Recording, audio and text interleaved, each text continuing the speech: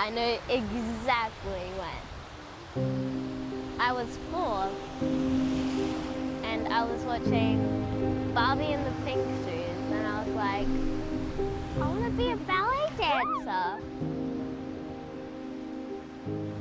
And then when I started doing ballet, that's when I was like, I want to be a girl. I shut her down because I think it wasn't that I wasn't ready for it. I was really scared.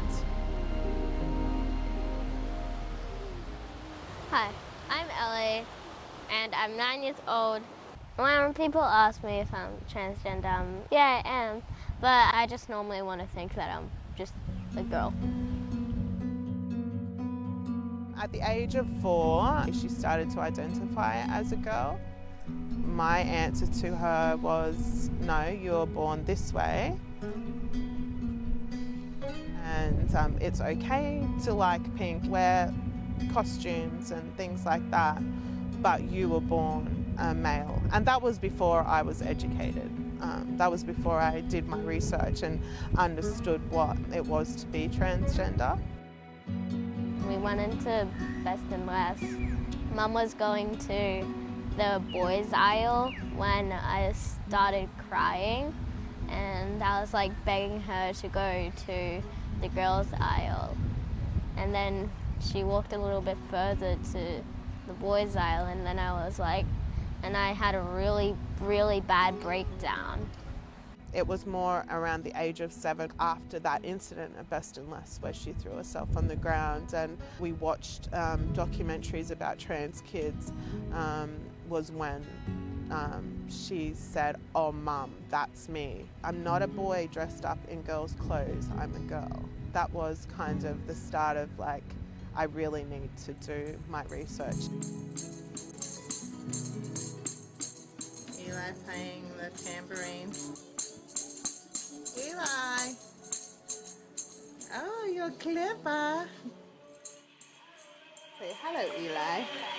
Hello. Eli. In 2019, I started asking Mum if I could change my name to Ellie. She was actually really happy about it.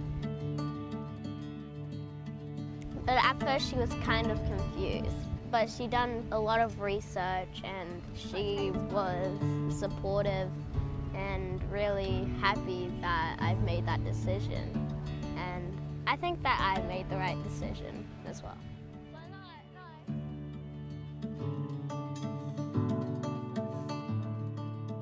We went shopping and she got to choose what she wanted for her birthday, which was pink fairy dress and Elsa or Anna doll, I can't remember. And she was the happiest little person.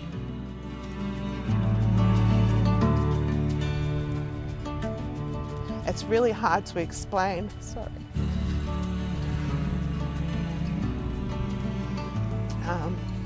Seeing the joy, that joy in your child's face. Like, I've never really seen it. I have 4 children. And I've never really seen a child look at me like that and be so grateful for being heard. I've gotten bullied for my decision, but Mum taught me that don't let anyone get in your way.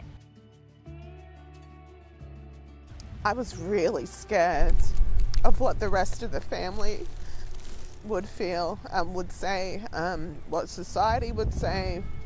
I know all the judgments that other people think because I've thought them. We were actually part of the Queensland Children's Hospital, the gender clinic there. They helped us to understand a lot more about gender.